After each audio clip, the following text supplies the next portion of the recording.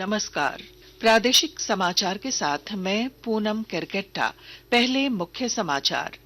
प्रधानमंत्री नरेंद्र मोदी आज 18वें प्रवासी भारतीय दिवस सम्मेलन का करेंगे उद्घाटन। 50 से अधिक देशों के प्रतिनिधि होंगे शामिल।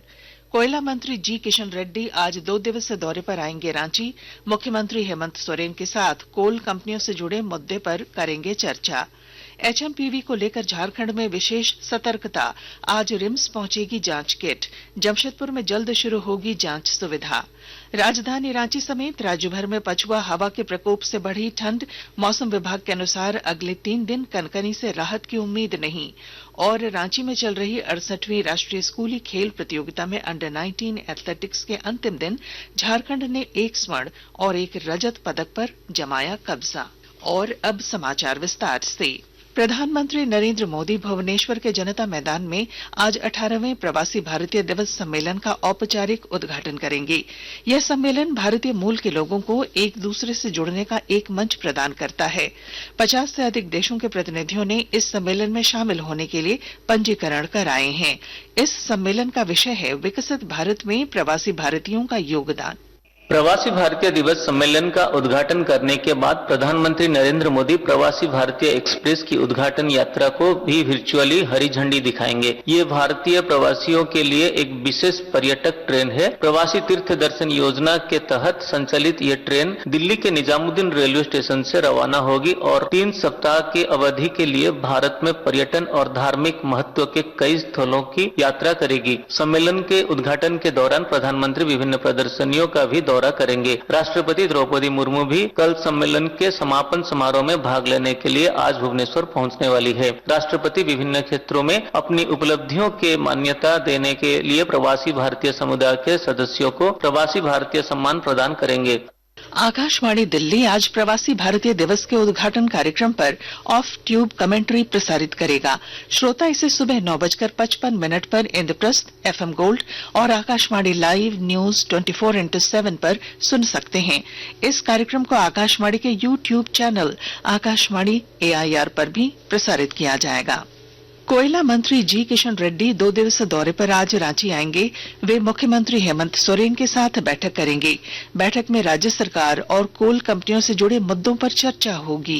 राज्य सरकार बकाये के संबंध में अपने दावे के साथ जमीन संबंधी मांग भी रख सकती है।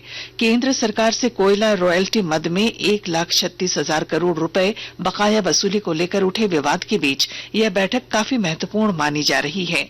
अपने दौरे के क्रम में कोयला मंत्री CCL के प्रस्तावित 200 बेड के सुपर स्पेशलिटी हॉस्पिटल की भी नींव रखेंगे। वे गांधीनगर कॉलोनी के पीछे कर्मचारियों के लिए बनने वाले आवासों का भी शिलान्यास करेंगे। एक राष्ट्र एक चुनाव से जुड़े 2 विधेयकों पर संयुक्त संसदीय समिति JPC की पहली बैठक के बाद समिति में शामिल भाजपा सांसद VD राम ने कहा कि यह विधेयक देश हित में है और इसे अवश्य पारित किया जाना चाहिए।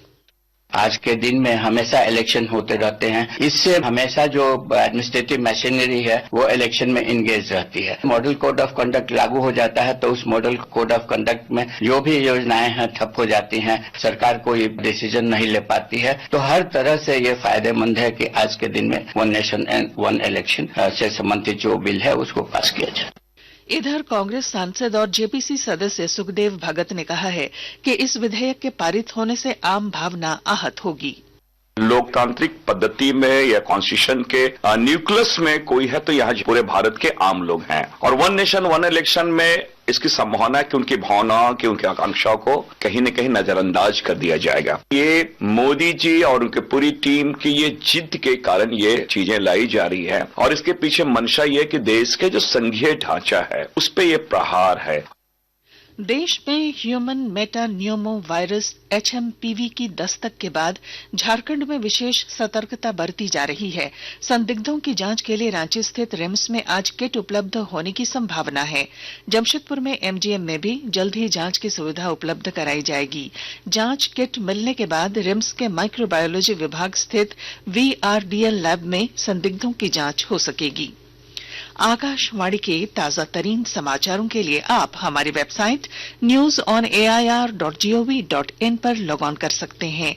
ताजा समाचार X handle @AIR news alerts और Facebook page All India Radio News पर भी उपलब्ध है। आप प्रादेशिक समाचार एकांश के एक्स हैंडल @AIR न्यूज _ और फेसबुक, इंस्टाग्राम पेज तथा YouTube channel AIR news Ranchi पर भी हमारे बुलेटिन सुन सकते हैं। प्रादेशिक समाचार आप आकाशवाणी रांची से सुन रहे हैं। राज्य में बढ़ रही सड़क दुर्घटनाओं पर नियंत्रण के लिए कई कदम उठाए जा रहे हैं। इस सिलसिले में औद्योगिक नगरी जमशेदपुर में पुलिस ने बिरसा नगर थाना क्षेत्र में 7 स्टंट बाइकर्स पर 50,000 रुपए का जुर्माना लगाया और उनके लाइसेंस भी रद्द कर दिए हैं। सिटी एसपी कुमार शिवाशीष ने युवाओं से अपील की है कि वे अपनी जान को जोखिम में न डालें।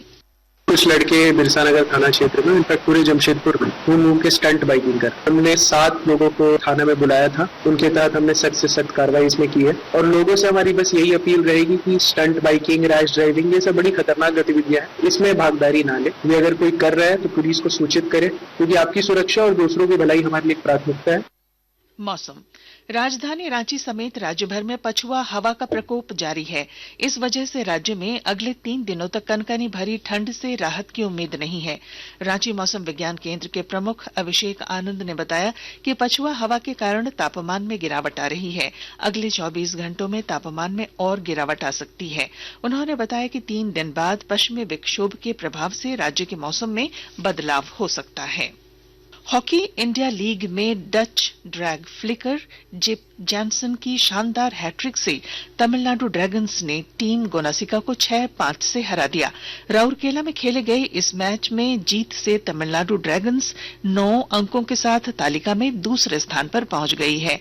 दूसरे मैच में निचले स्थान पर चल रही हैदराबाद तूफान्स ने यूपी रुद्रास को 3-0 से हराकर अपनी पहली जीत दर्ज की।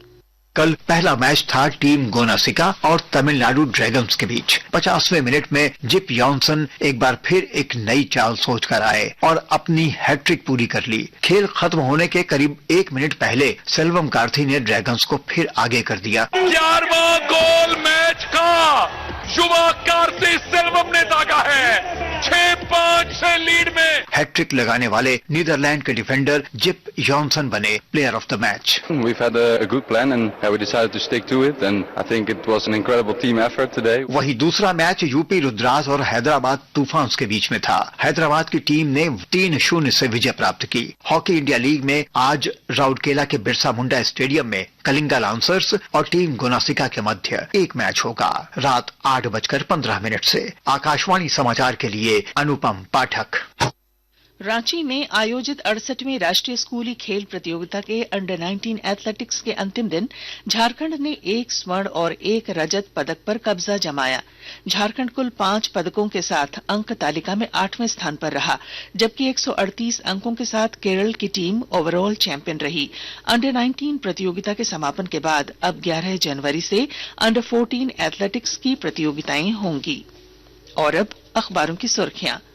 रांची से प्रकाशित सभी प्रमुख अखबारों ने तिरुपति मंदिर में भगदड़ और रामगढ़ में सड़क हादसे में 3 स्कूली बच्चों की मौत की खबर को प्रमुखता से प्रकाशित किया है। प्रभात खबर ने लिखा है, बंद के आदेश के बावजूद खुला स्कूल, ट्रक के धक्के से ऑटो सवार 3 बच्चों की मौत। दैनिक भास्कर की सुर्खी है, बोकारो में पुरुष ने ली मैया सम्मान की राशि, FIR दर्ज। हिंदुस्तान लिखता है, तिरुपति मंदिर में भगदड़, 3 महिलाओं सहित 6 की मौत। दैनिक जागरण के शब्द हैं, बगैर 10 साल के शिक्षण अनुभव के भी विश्वविद्यालय में अब बन सकेंगे कुलपति। अंग्रेजी अखबार हिंदुस्तान टाइम्स और टाइम्स ऑफ इंडिया ने भी रामगढ़ में सड़क दुर्घटना में 3 स्कूली बच्चों की मौत की खबर को प्रमुखता से प्रकाशित किया है। और अब बुलेटिन के आखिर में मुख्य समाचार। प्रधानमंत्री नरेंद्र मोदी आज 18वें प्रवासी भारतीय दिवस सम्मेलन का करेंगे उद्घाटन। 50 से अधिक देशों के प्रतिनिधि होंगे शामिल। कोयला मंत्री जी किशन रेड्डी आज 2 दिवसीय दौरे पर आएंगे रांची। मुख्यमंत्री हेमंत सोरेन के साथ कोल कंपनियों से जुड़े मुद्दों पर करेंगे चर्चा। HMPV को लेकर झारखंड में विशेष सतर्कता, आज रिम्स पहुंचेगी जांच किट। जमशेदपुर में जल्द शुरू होगी जांच सुविधा।